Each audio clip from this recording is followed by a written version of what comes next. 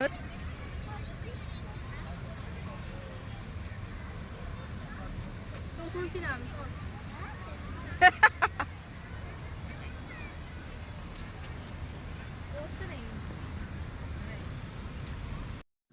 বন্ধুরা, আবার একটা নতুন রেসিপির ভিডিও নিয়ে চলে এসেছি।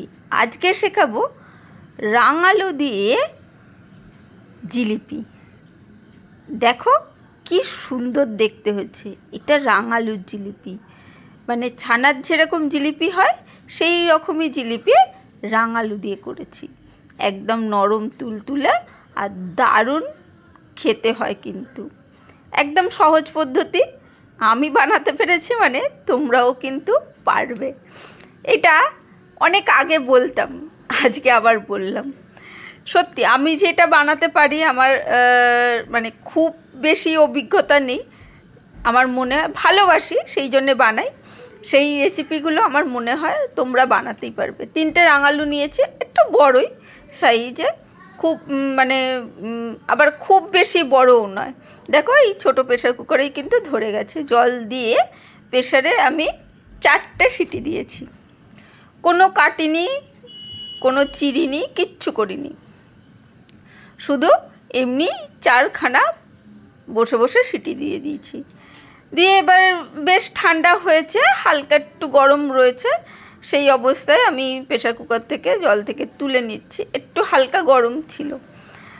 তারপরে একটু মানে ঠান্ডা জলে করে আমি ওটাকে একটু ঠান্ডা হতে দিয়েছি। তারপরে কি করেছি, খোসাগুলো আস্তে আস্তে খুলে নিচ্ছি সুন্দরভাবে। দেখো এইভাবে ধরলেই কিন্তু খুলে চলে আসবে। আর যেদিকে মানে বলতে পারো যে তোমার রাঙালুগুলো খুব ভালো ছিল, এরকম সবসময় হয় না। সেই রকমও কিছু নেই, একা বেকা টেরা যে রকমই ইচ্ছা সেই রকমই রাঙালু কিন্তু হয়ে যাবে।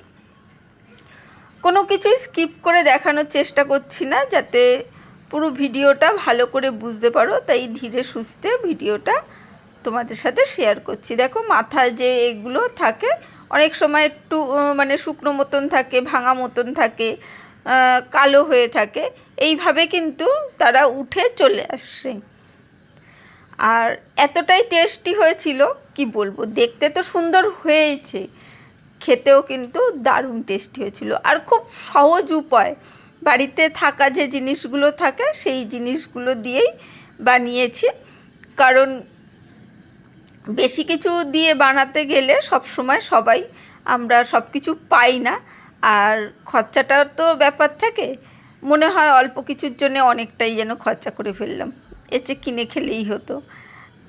সেই রকম যাতে মনে না হয় সেইভাবেই কিন্তু আমি রেসিপিটা চালিয়েছি। দেখো সুন্দরভাবে কিন্তু এইখানে রাঙালুর খোসাগুলো ছাড়ানো হয়ে যাচ্ছে। একটু ধীরে সুস্থে যেখানে আটকে যাবে সেইখানেও কিন্তু আস্তে আস্তে সুন্দরভাবে উঠে গেছে। দেখো একটা ছাড়ানো হয়ে গেছে। এরপরে সবগুলো আর ছাড়ানো দেখালাম না, একটাকেই ছাড়ানো দেখালাম। আর এইটা কুড়ুনির সাহায্যেও তোমরা ওই ম্যাশ করে নিতে পারো, মানে কুড়ে নিতে পারো। আর এমনিও কিন্তু নরম হয়ে গেছিলো বলে আমি হাত দিয়েই করে নিচ্ছি। যদি মনে হয় তোমাদের একটু ভেতর দিকটা এক একটা রাঙালু মানে একটু শক্ত রয়েছে, তাহলে কিন্তু কুড়ুনি দিয়ে করতে পারো। আমার একটা যেটা বড় মতন ছিল, একটু বেঁকা মতন, সেই রাঙালুটা কিন্তু ভেতর দিকটা একটু শক্ত ছিল। কুড়ুনি দিয়ে কুড়ে নিলে খুব ভালো হতো, কিন্তু ওই হাত দিয়ে ভালো করে বেশ চিপে চিপে আমি কিন্তু মেখে নিয়েছি। কিন্তু যেটা মেখেছি তাড়াহুড়োর সময়, কিন্তু ওইটা কুড়ুনিতে কুড়লে আরও বেশি স্মুথ হতো জিনিসটা। আর কিছুই নয়, চলো ভালো করে হাতের সাহায্যে দেখো মেখে নিয়েছি। দেখো দেখে বুঝতেই পারছো। আর রাঙালু সেদ্ধ করলে মানে এই রকমই হয়ে যায়। আর চিড়ে টিড়ে দিইনি ওই কারণেই, যাতে মানে বেশ জলটা যাতে না থাকে। বেশি কেটে কুটে চিড়ে দিলে কি হতো, আর একটু বেশি ভ্যাদ ভ্যাদ করতো। সেই জন্যে হাত দিয়ে ভালো করে মেখে নিচ্ছি। সম্পূর্ণ জিনিসটা কিন্তু ভালো করে মেখে নিতে হবে। একদম কোনো মানে শক্ত জিনিস থাকলে কিন্তু হবে না, তাহলে গড়ার সময় খুব অসুবিধা হবে। সেই জন্যে একটু হাতের প্রেশার দিয়ে, একটু সময় সাপেক্ষ ব্যাপার, কিন্তু দেখতেই পাচ্ছ অনেকটাই কিন্তু মানে এতে কিন্তু অনেকটাই জিনিস তৈরি হয়ে যাবে তোমার মানে জিলিপিগুলো। 3টে রাঙালুতে তোমরা অবশ্যই একবার এইভাবে ট্রাই করে দেখতে পারো। মানে এখন তো রাঙালু বাজারে প্রচুর পাওয়া যাচ্ছে, সেই জন্যই ভাবলাম তোমাদের সাথে এই রেসিপিটা শেয়ার করে ফেলি।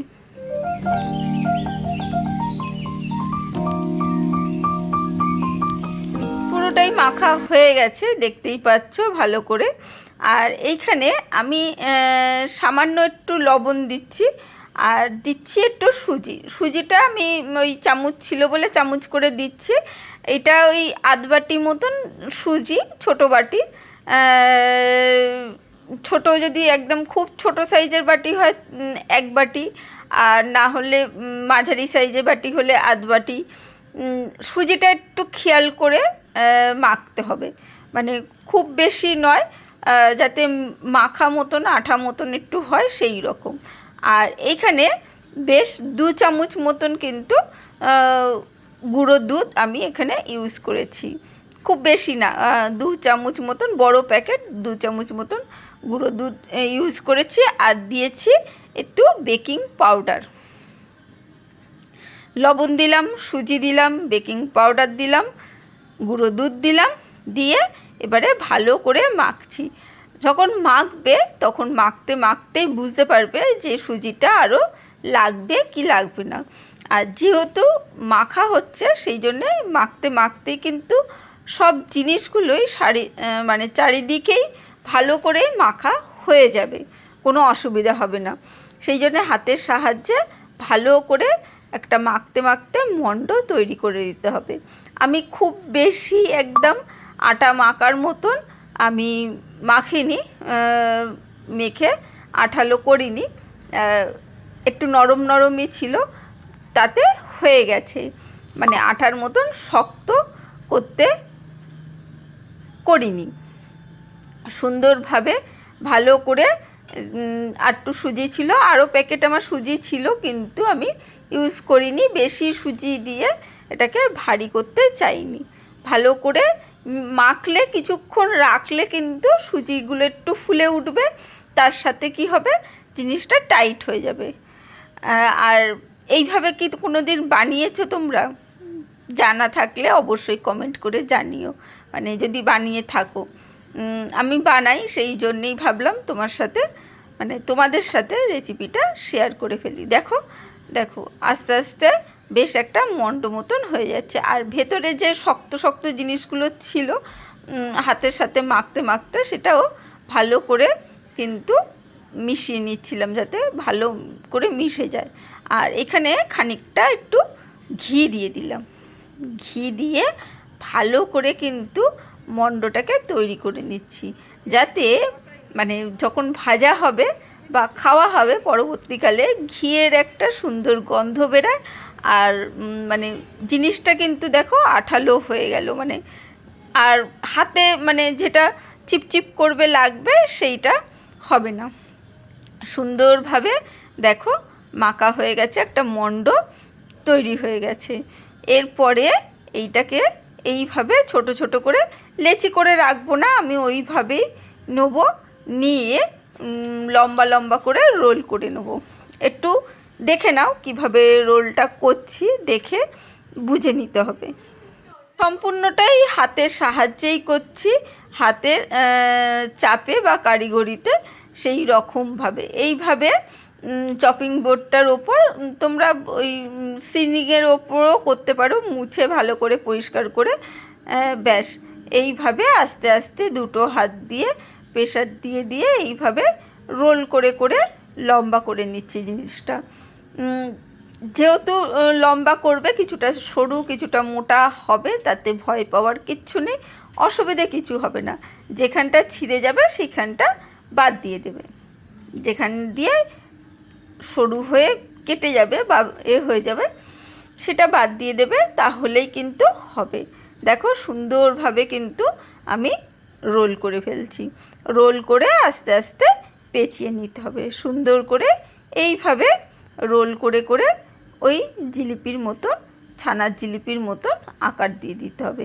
একটু চেপে চেপে দেবে যাতে গায়ে লেগে থাকে, ভাজার সময় যাতে না খুলে যায়, সেই জন্যে সুন্দরভাবে রোল করে নিচ্ছি।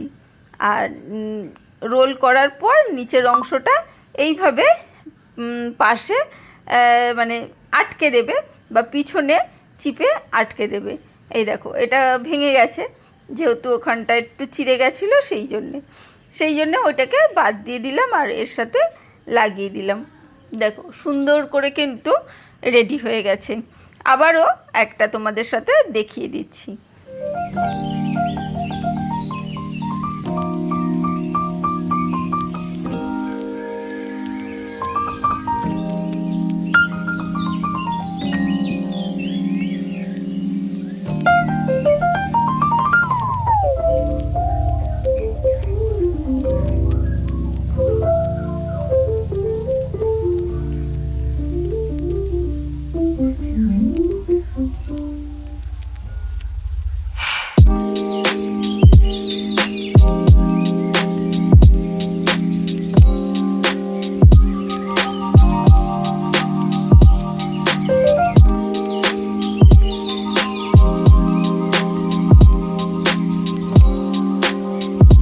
দেখো সবগুলো আমি গড়ে নিয়েছি, আর এখনও রয়েছে কিছুটা গড়ে নিয়েছি। আর ওইদিকে সাদা তেল গরম করে ভাজতে দিয়ে দেবো। তেলটা গরম বসিয়ে দিয়েছি, হালকা গরম হয়েছে। আমি সেই অবস্থায় কিন্তু এই জিলিপিগুলো আস্তে আস্তে সবগুলোই কিন্তু ছেড়ে দেবো। একটু হালকা গরম হলেই ছাড়তে হবে, তাহলে কি হবে, জিনিসটা একটু বেশ মচমচেও হবে।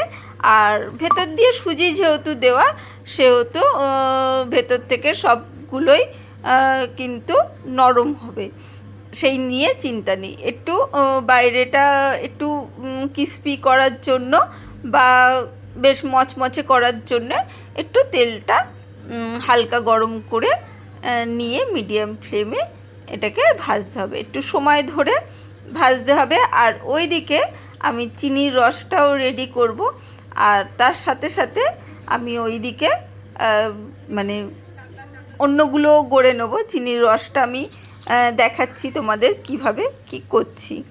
দেখলে একটা বাটির সাহায্যে আমি চিনিটা দিয়েছি কড়াইয়ের মধ্যে, আর ওই বাটিতে, যে বাটিতে আমি চিনিটা নিয়েছি, সেই বাটি পরিমাণ থেকে, মানে চিনির পরিমাণ থেকে একটু কম জল কিন্তু আমি চিনির মধ্যে দিয়ে দিচ্ছি, একটু সামান্য বা সমপরিমাণও জল দিতে পারো। আর এদিকে এলাচ 3টে নিয়েছি, নিয়ে ভালো করে থেতো করে নিয়েছি, সেই গুঁড়োটা দিয়ে দিচ্ছি। এবার এটাকে ফুটতে দিতে হবে।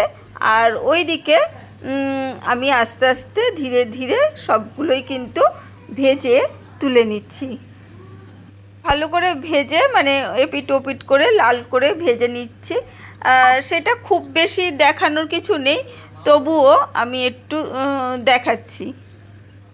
দেখতেই পাচ্ছ বেশ কিন্তু লাল করে সব ভেজে নিচ্ছি। আর রাত্রিরে করেছি বলে একটু মানে কালারটা এই ধরনের এসেছে, তাতেই কিন্তু দারুণ লাগছে। আর দিনের আলোতে হলে তো আরও দেখতে সুন্দর হতো। জিনিসটা রাত্রিবেলায় করেছি, আগের দিন যেহেতু আমার জন্মদিন ছিল, রাত্রিবেলায় মেয়ে কেক কাটবে বলেছিল, তাই যথারীতি জেগে বসে থাকতে হচ্ছিল।